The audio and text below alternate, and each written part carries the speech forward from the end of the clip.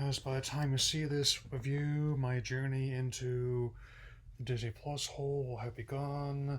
So fittingly, one of the ones I want to help with this feature her is to help get us started is the 1982 film Tron, directed by Steve Lisberger and starring a young Jeff Bridges as well as Bruce Boxleitner and David Warner, who play Kevin Flynn as well as Clue, who Alan Bradley as well as the titular Tron, and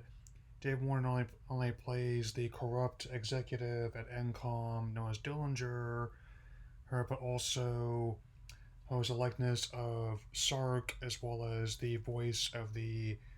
Evil Master Control Program, or MCP. I gotta say, on top of this movie helping start the CG revolution to the point where it was snubbed at the Oscars that year because of cheating with CGI, the concept has fascinated me for a long time about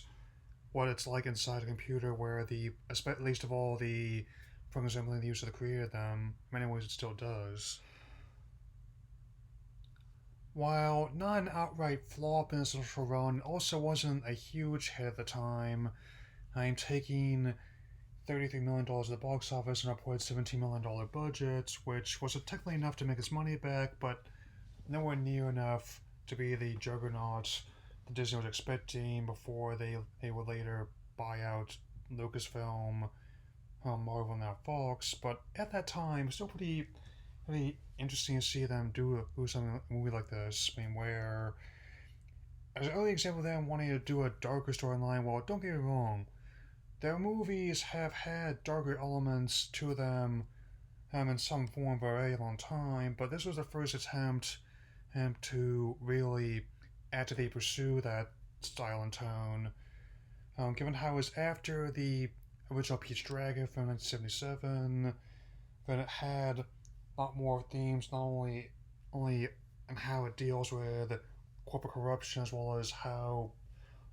the look inside the grid is, but also there's one deleted scene which was officially cover pacing, but if you've seen it, you know how central it is. Basically, is what happens whenever programs mate. I mean, and much like many other films that have been released that did not do this initially, it has developed a cult following among many fans of science fiction, and 1982 is a really good year for that genre with the likes of Blade Runner, The Wrath of Khan, and E.T. Extraterrestrial, as well as John Carter version of The Thing, among countless others, man. And this film is no exception. It definitely has gotten a strong reputation over time for helping revolutionize CG and film, and even though it won't stay technology as part of its time, it was groundbreaking back in the day, and it's definitely has a big fandom in Japan if its recurring role in the Kingdom Hearts series are any indication. I mean, so I think definitely is, if you ever want to see what one of the movies was like for a blockbuster in the early Reagan years, this is probably a movie. And this is going to be a double feature to help kick things off for looking at movies in my journey, so check back next time for my look at the 2010 sequel, Tron Legacy.